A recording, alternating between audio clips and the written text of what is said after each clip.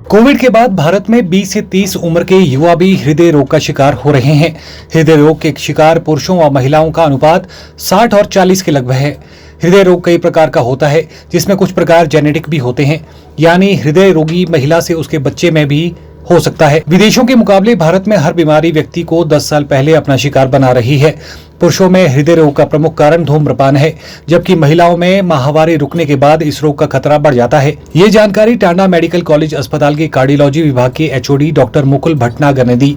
उन्होंने कहा कि दैनिक दिनचर्या में बदलाव, खान पान सही न होना और जंक फूड का ज्यादा प्रयोग भी हार्ट अटैक और हृदय रोग का कारण बन रहा है।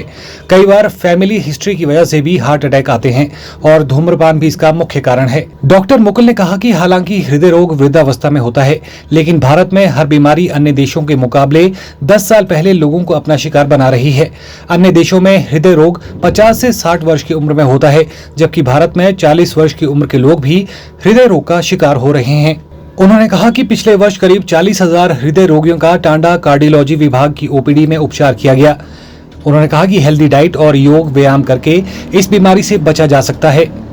ओवरऑल जो हमारा लाइफस्टाइल है, हमारी डाइट, हमारा लाइफस्टाइल जो है कि सेडेंट्री होता जा रहा है, कि हम ज़्यादा एक्सरसाइज नहीं करते, चलते नहीं हैं। डाइट में भी हमारा ये हो रहा है कि खाने पीने की आदतें जो हमारी जंक फूड की तरफ ज़्यादा हो गई हैं, और जितनी हम मेहनत नहीं करते उससे ज़्यादा कैलोरीज का इंटेक करते हैं। तो यही सब कारण है कि जिसकी वजह से हार्ट अटैक्स और हृदय रोग बढ़ रहे हैं।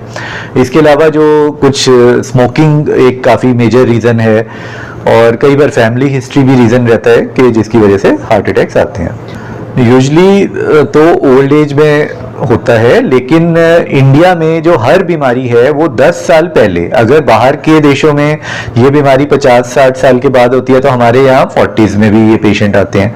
दूसरा ये है कि आजकल और स्पेशली कोविड के बाद हमने काफ़ी देखा है कि काफ़ी यंग एज में पेशेंट्स हमारे पास आने लगे हैं। इवन 20s में, 30s में, इन एज ग्रुप्स में भी पेशेंट हार्ट अटैक के हमारे पास आने लगे हैं।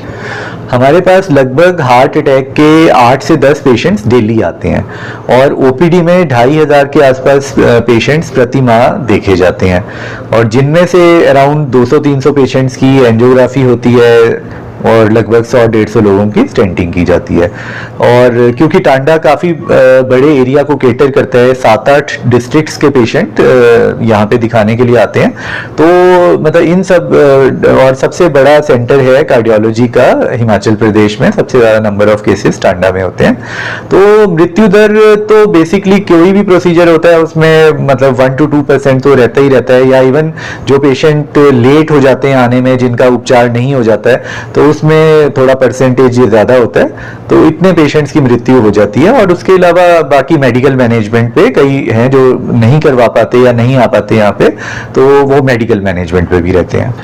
लगभग रेशो देखा जाए तो बहुत ज़्यादा फर्क नहीं है, लेकिन 60-40 का हम रेशो कह सकते हैं कि मेल्स में ये बीमारी थोड़ी ज़्यादा होती है। उसका रीज़न स्मोकिंग से रिलेटेड भी है, और जो महिलाओं में होता है वो ज़्यादातर पोस्ट मेनोपॉजल, यानी जब माहवारी बंद हो जाती है उसके बाद इसका रिस्क बढ़ता है। एक्चुअली ये बहुत मतलब बीमारी जो है, अगर सिर्फ हम हार्ट अटैक की बात करते हैं वो तो नहीं है, लेकिन कुछ ऐसी कंजेनिटल हार्ट डिजीजेस भी होती हैं जो जेनेटिक होती हैं। कुछ जिसे हम डीसीएम कहते हैं, कार्डियोमायोपैथी, यानी कि हार्ट की पंपिंग कम होती है। कुछ ऐसी बीमारियां भी होती हैं जो जेनेटिक होती हैं, जो पेरेंट्स से बच्चों में आ सकती हैं।